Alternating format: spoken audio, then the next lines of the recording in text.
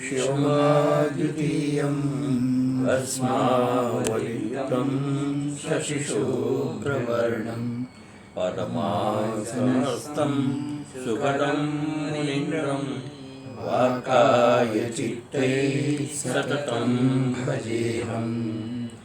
गुरुर्ब्रह्मा गुरुर्विष्णु गुरुर्देवो महेश्वरः गुरुर्साक्षात् परं ब्रह्म तस्मै श्री गुरवे नमः। ध्यानमूलं गुरुर्मूर्ति पूजामूलं गुरुपदं मंत्रमूलं गुरुर्वाक्यं मोक्षमूलं गुरुकृपा। ओम नमः शिवाय। अयति श्रद्धयोपेतो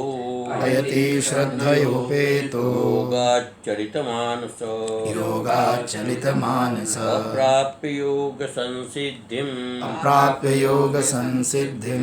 गतिं कृष्ण गच्छति कश्चिन्नो भय विभ्रष्ट छिन्नाभ्रविनश्यति अप्रतिष्ठो महाबाहो मूढो ब्रह्मणः पति एतन्मे संशयं कृष्ण हेतुमर्हस्य शेषत तदन्यः संशयस्यास्य नैषुपपद्यते। भगवानुवाच पार्थनीवेह नामुत्र नाशस्तस्य जायते नहि कल्याणकृत् कश्चित् दुर्गतिं तात गच्छति प्राप्य पुण्यकृतां लोकान् हित्वा शाश्वती समाः शुचीनां श्रीमतां गेहे योगभ्रष्टो विजायते अथवा योगिनामेव कुले भवति धीमताम् एतद्धि दुर्लभतरं लोके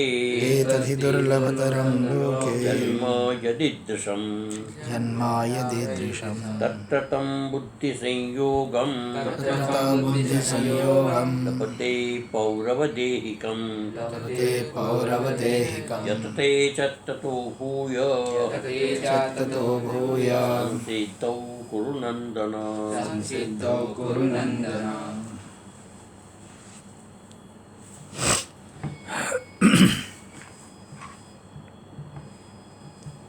कौन सा श्लोक है? 41।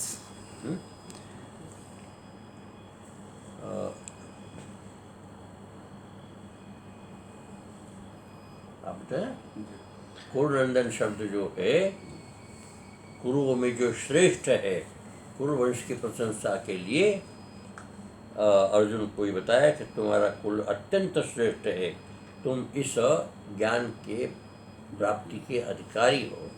इस प्रकार से यहाँ पर आया कल आगे की शब्द चलता है। अयम अर्थो भगवत वशिष्ठेन व्यक्त। ये जो अर्थ है, ये भाव जो है जिसमें बताया ना 3 प्रकार के, तो उसमें तत्र तुम बुद्धि संयोग लभते पौरोदेहिकम, तत्र इस विषय में पौरोदेहिकम पूर्व जन्म के संस्कारों के आधार पर बुद्धि संयोगम लभते, इस पर प्राप्त होता है। और यहाँ आकर के संसिद्धौ यतते च ततो भूय, संसिद्धौ सिद्धि प्राप्ति के लिए पुनः यत्न करता है। इस बात को भगवान वशिष्ठ जी ने भी कहा। राम ने प्रश्न किया भगवान वशिष्ठ को कि उसकी क्या गति होती है। अर्जुन का प्रश्न था ना, उस गति के बारे में राम कहते हैं एकामथ द्वितीयां वा तृतीयां भूमिकामुत आरुष्टमृतस्याथ कीदृशं भगवान गति। भगवान राम वशिष्ठ जी से पूछते हैं एकाम एक भूमिका को प्राप्त हुआ है, द्वितीयाम द्वितीय भूमिका को प्राप्त हुआ है, तृतीयाम तृतीय भूमिका को प्राप्त हुआ है, ऐसा आरूढ़ मृतस्य था और उसके बाद मृत्यु को प्राप्त होता है। चतुर्थी भूमि में प्रवेश नहीं किया। 3 भूमिका बताएंगे अभी तारा। तो 3 भूमि इसने प्राप्त कर लिया, अब चतुर्थी भूमि में इसको प्रवेश करना है, लेकिन उसके पहले इसकी मृत्यु हो गई। तो भगवान कहते, राम कहते हैं, कीदृशी भगवान गति, हे वशिष्ठ जी महाराज, ऐसी जीव की क्या गति होती है, ये प्रश्न आपने किया। अब गति के विषय में बताते, पूर्वम ही सप्त भूमयो व्याख्याता, पहले 7 भूमि की व्याख्या कर चुके हैं। तृतीय अध्याय में कुछ आया था और आगे भी आया कुछ, अभी इसमें भी आया था। 5 गति तो बताई थी ना, काम गतिम कृष्ण गच्छति, वहाँ पर दुर्गति। तो यहाँ पर जो है बताया कि 7 गतियों की विवेचना पहले हो चुकी है। तत्र जो पहली गति है उसका क्या स्वरूप है, और उसको शुभेच्छा गति कहते हैं। उस गति को कहते हैं तत्र नित्यानित्य वस्तु विवेक पूर्वक पूर्वकादि इहामुत्र भोग वैराग्यम क्षमतम श्रद्धा तितिक्षा सर्वकर्म संन्यासादि पुरस्सर मुमुक्षा। मुमुक्षा जो है प्रथम गति है, समझे? अच्छा, जीव को मुमुक्षा हो, ऐसी शुभ इच्छा हो कि मुझे संसार से मुक्त होना है। मोक्ष अब कब होती हो, तो कहते हैं नित्यानित्य का वस्तु का विवेक हो, क्या संसार में सत्य है, क्या संसार में असत्य है, उसका विवेक हो जाए। इससे पूर्वक इहामुत्र फल भोग विराग, इह और अमुत्र इस संसार में और संसार के मरने के बाद जो भोग है संसार के, यहाँ अनेक प्रकार के भोग है संसार में। भोग कितने प्रकार के हैं? मूल रूप से कितने प्रकार के भोग? बुभुक्षु, जितनी इंद्र है जितने प्रकार के भोग। कितनी इंद्रिय है? 5 ज्ञान इंद्रिय, 5 ज्ञान इंद्रिय, तो 5 प्रकार के भोग। इस सारे के सारे संसार के भोग 5 इंद्रियों में आ जाता है। अलग अलग, जैसे आँख से हम सुंदर रूप को देखते हैं, और सुंदर पेड़ को देखना, सुंदर दृश्य को देखना, सुंदर पर्वत को देखना, सुंदर नदियों को देखना, सब एक बात है, रूप में आ जाता है ना। तो ये 5 प्रकार के विषय संसार के अंदर वो, और फिर उसी विषय को परलोक के, ये क्षणिक विषय होते हैं। लेकिन स्वर्ग जो विषय होते हैं परलोक के, वो बहुत लंबे होते हैं, बहुत लंबे समय से उसका भोग होता है। तो कहते हैं परलोक के विषय। तो इस लोक और परलोक के जितने विषय है, इस सब भोग के विषयों में, विषय भोग में अरुचि होना, वैराग्य होने का नाम है वैराग्य। फिर शम, दम, श्रद्धा, तितिक्षा, उपरति इत्यादि जो है, और फिर आगे चलकर होता है इन सब चीज़ों को समझने के बाद, ये सब चीज़ जीवन में आने के बाद अंतःकरण की शुद्धि होती है। और अंतःकरण शुद्धि में जब होता है तो कर्म संन्यास पुरस्सर, कर्म का संन्यास होता है। कर्म संन्यास मैंने काम्य कर्म, निषिद्ध कर्म और इसके अतिरिक्त जो सामान्य कर्म है, उस कर्म के प्रति भी जीव की रुचि करता तो है, लेकिन कर्तव्य तो इन्हें नहीं करता, हो रहा इसलिए करता है। जीवन में प्रारब्ध है और प्रारब्ध से कर्म स्वाभाविक रूप से हो रहा है, लेकिन वो उसका कर्म के प्रति उनकी कोई रुचि नहीं होती, वो कर्म संन्यास है। इस प्रकार का कर्म संन्यास हो। जब इस प्रकार की स्थिति जब आती है तो उसके मन के अंदर एक ही इच्छा होती है, वो इच्छा होती है मुमुक्षा। उस मुमुक्षा को कहते हैं शुभेच्छाख्या प्रथमा भूमिका। क्या? शुभेच्छाख्या नाम से प्रथम भूमिका इसको कहा है। साधन चतुष्ट संपत्ति यावत, इसको दूसरा नाम है साधन चतुष्टय संपत्ति ये होता है। तो साधन चतुष्टय की संपत्ति, साधन चतुष्टय कौन है? विवेक, वैराग, षट संपत्ति और मोक्षता। इससे युक्त होता है, इसको कहते हैं साधन संपत्ति, साधन चतुष्टय संपत्ति। ततः उसके बाद क्या होता है, ततो गुरु उपसृत्य वेदांत वाक्य विचारणा इति द्वितीय भूमिका।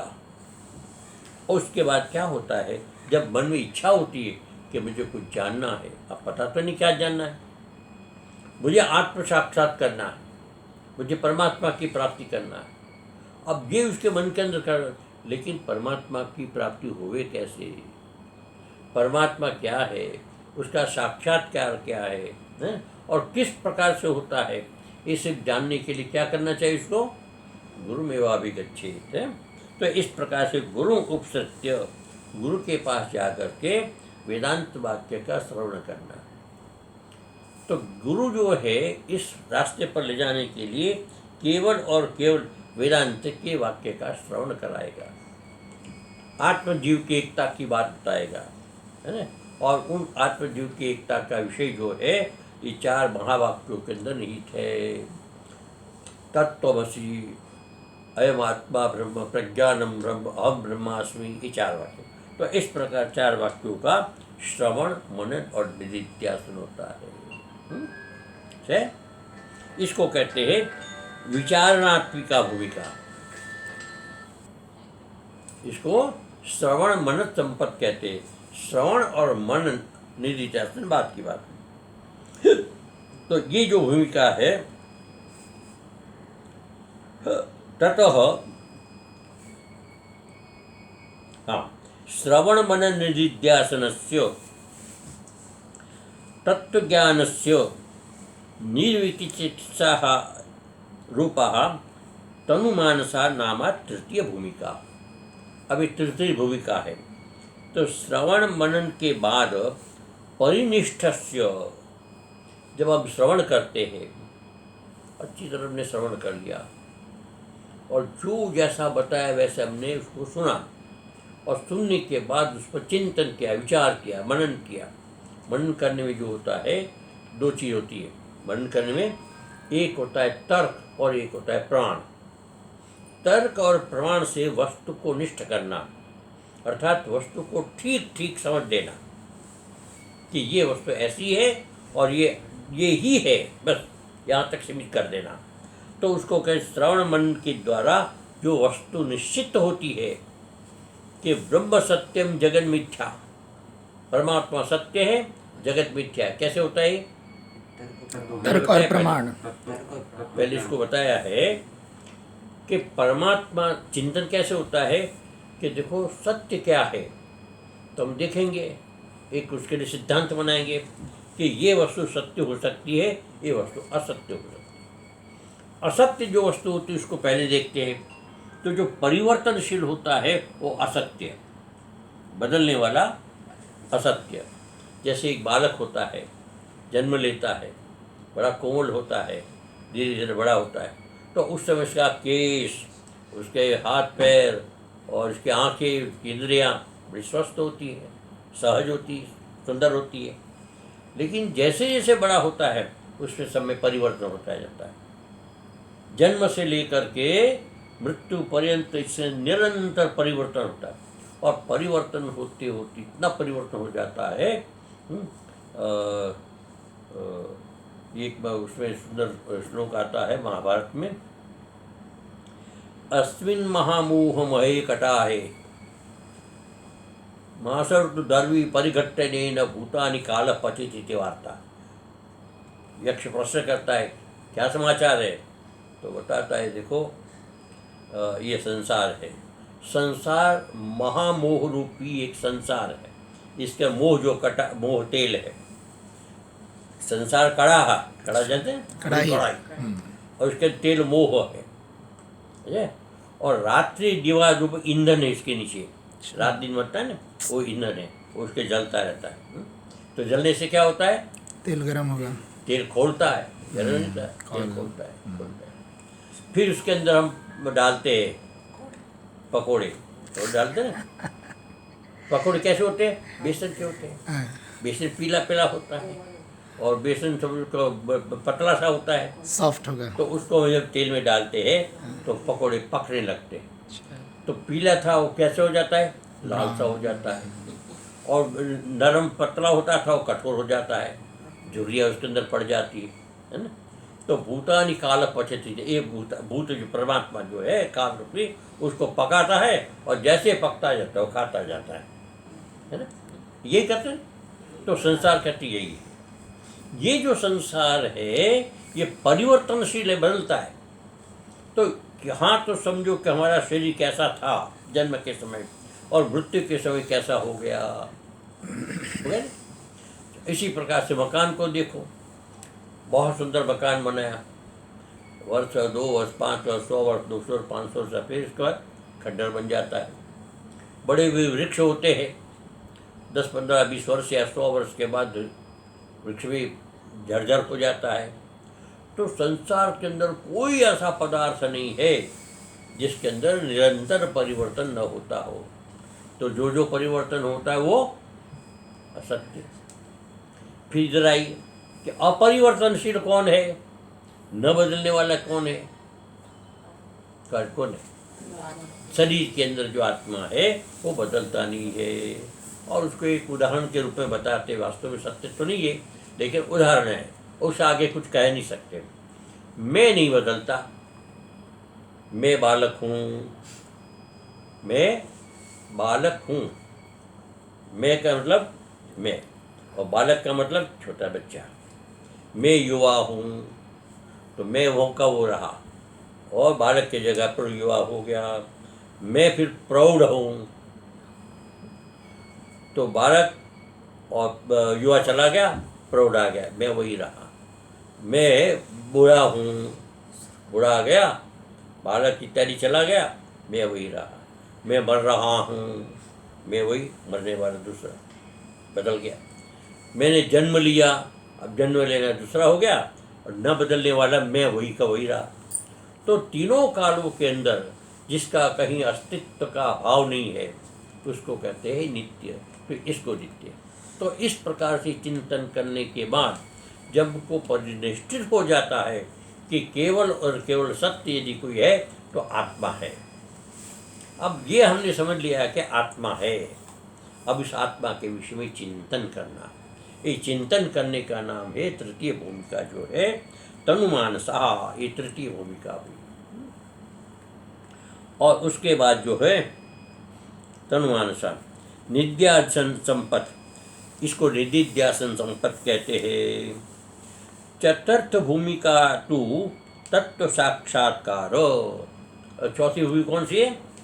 तत्व साक्षात्कार। तत्व का, तत्व है ना आत्मा, तत्व है ना आत्मा, उस आत्मा का साक्षात्कार, जीव ब्रह्म की एकता। अब यहाँ इसने बताया था राम जी ने कि एकाम अथ तृतीयाम व तृतीयाम भूमिकाम उत, 3 भूमिका के आरूढ़ आरूढ़ जो हुआ 3 भूमिका पर आरूढ़ प्राप्त कर लिया इसने। और चौथी भूमिका जो तत्व ज्ञान प्राप्त होना था उससे पहले उसकी मृत्यु हो जाती है। तो काम गति, इसकी क्या गति होगी, जो प्रश्न अर्जुन ने किया था भगवान को, और राम ने यहाँ पर किसको करते हैं? वशिष्ठ जी को करते हैं। तो इस प्रकार अब ये जो 4 भूमिका के बाद पंचम षष्ठम सप्तम भूमि भूमयस्तु जीवन मुक्ति आवांतर भेद, जीवन मुक्ति के आवांतर भेद है ये।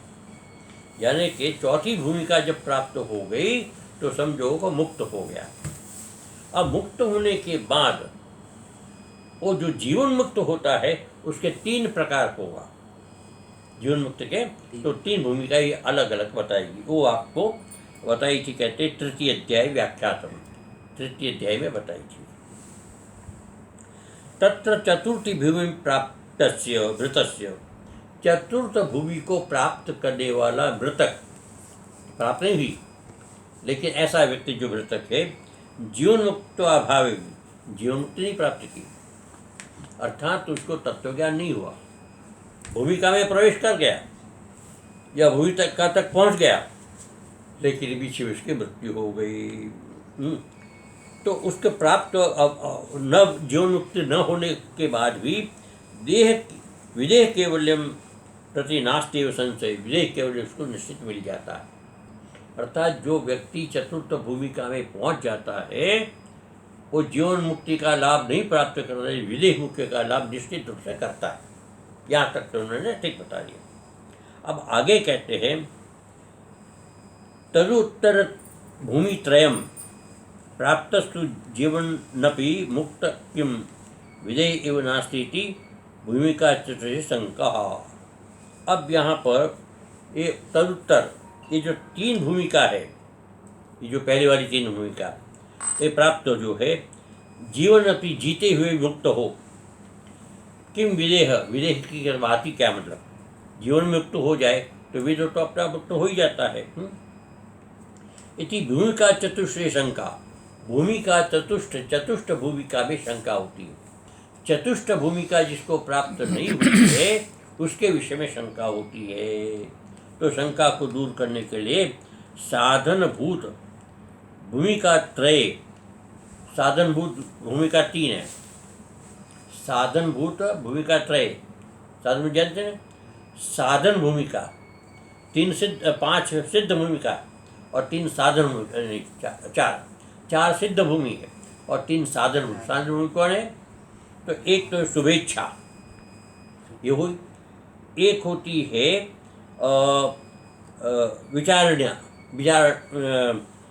विचारात्मिका और चौथी है तनुमानसा, तीसरे तनुमानसा। ये 3 भूमिका जो है वो साधन रूप भूमिका कहलाती है। और जो तत्व ज्ञान है वो साधन से सिद्धि में आ जाती है। जब तत्व ज्ञान प्राप्त हो गया तो जीवन एक प्रकार से मुक्ति की तरफ हो गया, है ना। और बाकी जो आगे भूमिका बढ़ती जाएगी वो जीवन के अलग अलग भेद हो जाएगा। तो इस प्रकार से साधन भूत भूमिका त्रयेतु कर्म त्यागात् ज्ञानालाभाच्च भवति शंका इति तत्र प्रश्न। तो इस साधन भूमि प्राप्त हो जाने के बाद कर्म का तो त्याग कर दिया उसने, क्योंकि उसको बहुत बड़ी छलांग लगानी थी, क्या आत्मज्ञान प्राप्त करना था। कर्म अपने आप उसका छूट गया। और ज्ञानाभावाच, अब उसको प्रवेश तो हुआ, 3 भूमिका पार कर दिया, चौथी भूमिका है ज्ञान प्राप्त नहीं हुआ, उसकी मृत्यु हो गई। तो कहते यहाँ पर शंका है, उसका क्या होगा? तो भगवान ने यहाँ पर पीछे बता दिया। अब वशिष्ठ जी उसका समाधान करते हैं। योग